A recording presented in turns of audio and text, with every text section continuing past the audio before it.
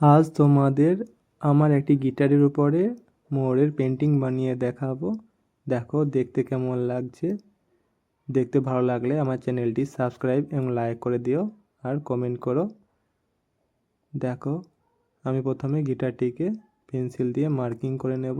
Marking করে নিলাম, তারপর পেন্ট মার্কার দিয়ে এটিকে মার্কিংয়ের উপরে ধীরে ধীরে এটাকে ভরে দিলাম। দেখো খুব সহজ, তোমরা চাইলেও এটা বানাতে পারো।